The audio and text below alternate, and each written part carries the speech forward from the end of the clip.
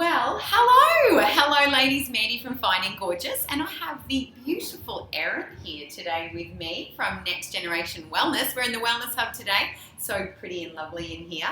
Now, through Self-Love September, I told you I'm going to bring you lots and lots of information about how to overcome your inner critic.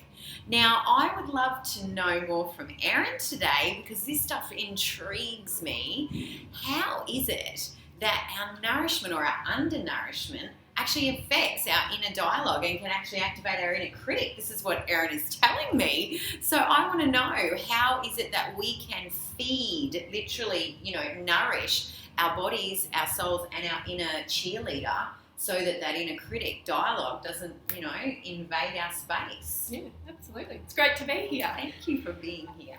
Now, I suppose if we think about, just from a common sense point of view, if we think about whether we are feeling energized, whether we're feeling or depleted in energy, in physical energy, or if we're feeling very reacted and distracted rather than very clear-minded, then obviously from a common sense point of view, it's very obvious that our emotions become very negative, 100%. which then obviously start that dialogue of negativity. Yeah. So what I always believe is the best approach in terms of managing it from a physical point of view is looking at nourishing the actual systems in the body. So there's 11 systems within the body that help us to get rid of toxins, that help us for our bacteria to communicate and manage all our emotional systems, to look at even our immunity and all these systems which allow us to feel energized and feel very clear-minded. And so when we focus on,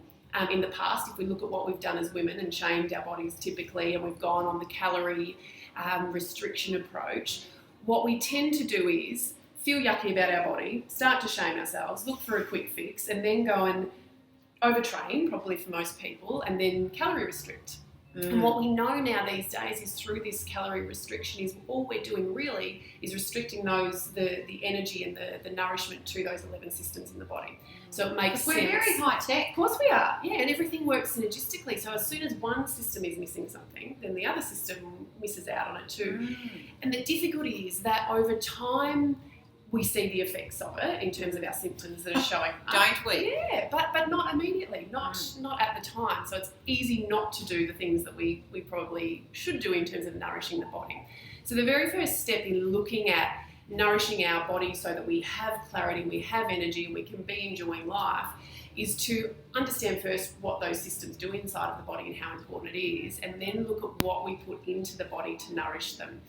And unfortunately, is that a lot? Like, because it feels like, holy moly, yes. there's a lot to Yeah. learn. Yeah. So how do we simplistically approach this so that we're not? Because I find myself when things get complicated and whatnot, I tend to, gets too hard. Yes, yeah. And what I see for a lot of women these days is we want to feel good, so we try this thing for a couple of weeks. But the reality of life is that we lose focus on that. Life becomes back to baseline. And so we are losing focus, and so we go back to our old behaviours. So with simplifying it, we need to just look at one thing at a time and look at quantity of quality food rather than putting in a lot of sugar and the nice foods that we've had. So what I typically encourage women to do is look at, and we'll have this as a download, downloadable Great. is a concept called simplifying food, which all we do is 3 times a day look at getting these foods in. Because food has become so complicated, we shouldn't eat carbohydrates, we should eat carbohydrates, we shouldn't eat fat. And then we're all different. Yes. So what works for you doesn't work for me. Yes. And so we think, for a lot of people, we've cut out carbs at one point in our lives, which are essential for our B vitamins, which help us manage stress and to manage Absolutely. stress. I can't live without carbs. Yeah. So it's the moment we cut something out, it has an impact on the body. So all I've done is look at this and say, right, well, this is ultimately what all of those 11 systems need to get in the body, and we shoot towards them. The other thing we have to just be mindful of around food is what our relationship is to our body. So if we are someone who is very likely to go into shaming ourselves, even reminding ourselves to have this shift away from, if I nourish those systems and the body feels safe, then it is more likely to look healthier on the outside. The other thing is, what is my relationship to food? So there are a ton of reasons why we eat, and it is definitely worth spending a little bit of energy on. You know, am I eating? I've definitely discovered a lot about myself with my unconscious habits that I've had to bring into the conscious. Absolutely. And how often do we go to the cupboard and eat because either we're not feeling great, but where does the feeling come from? Are we procrastinating because we don't want to do what we need to do? Totally. I love to eat instead of do things that are hard. Yes. I'm definitely an eating procrastinator. But you know, also is when I found that I couldn't eat lots of foods, one of the big things for me was it started to be like, you know, felt like there was more things I couldn't have than I could, which became a really negative conversation. So here I am trying to nourish myself with good food, but it was such a small list that it felt it was, you know, creating this negative relationship with food. So the life change, the big thing for me was having the go-to foods, having something like this where I understand you can have some of that, and it's important that you have a bit of this and a bit of that, you know, and becoming your own guru. Yes. So important. So important. And this is those symptoms that are showing up are absolutely critical in showing us what foods agree with us and what don't. Yeah. And of course, if we're having severe symptoms, then we take it to the next level and we go and get help around that. Yeah. This system too was very much a framework so that we can eat the foods that we like, the flavours of the real foods too, because I can make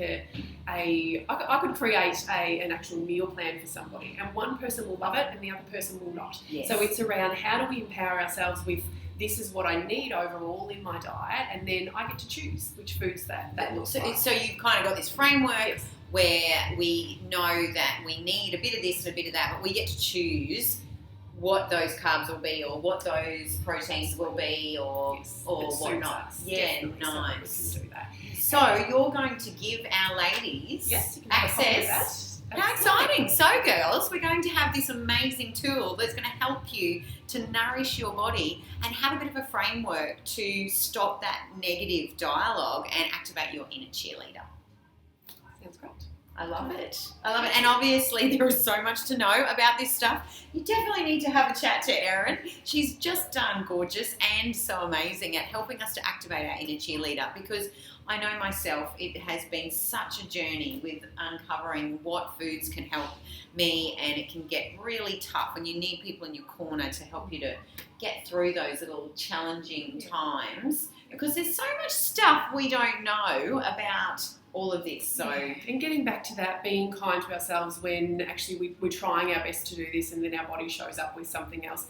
We have all got a history emotionally and physically in the things that we've done and said, and it plays a part. So we also have to be patient with the process of healing and doing what we need to do to support patience. Do you have any vegetables that can help us with that? Because I find that to be rather challenging. Yes. Patience. And it was interesting because I pretty much started my self-love journey about 5 years ago. Before that, I wasn't terribly, priority on my list. And so someone said to me the other day, and I'm like, I've been loving myself for 5 years and nourishing and running and meditating and doing all these things. And then it's like, well, for the 30 plus, we won't go into numbers, years before that you weren't. And so that's the thing, isn't it? Yep. We look for these quick fixes when it's taken quite a while to get here. And focusing back on that, it's around nourishing the body rather than what the body looks like on the outside to begin with. And that gives us, it becomes less about the goal, the external goal, and more about how we're showing up each day and caring for ourselves. Totally. Commitment, discipline, the absolute ingredients to being able to make a lifelong change. And balancing that 70-30 rule of we're still allowed to have the things, provided our body isn't really aggravated by that. Yeah. But we're able to have the things that aren't fabulous for us as long as it's in balance. 100%. I had a lady, she was lovely, she came and she was saying to me, I don't drink alcohol during the week.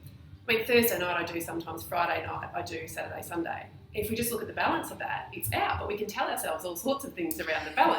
So it's interesting when we look and go, actually, maybe it is out of balance. It's not that I can never have the thing, it's just that maybe I need to be honest about whether that's really nourishing me and giving me energy so that I can show up well, so that I can be kind to myself. But if the balance is off. So choosing self-love in that moment. Absolutely. Choosing to be kind to yourself, kind enough to say things are out of balance, I'm going to choose not to be in the habit. And I'm going to choose to nourish myself.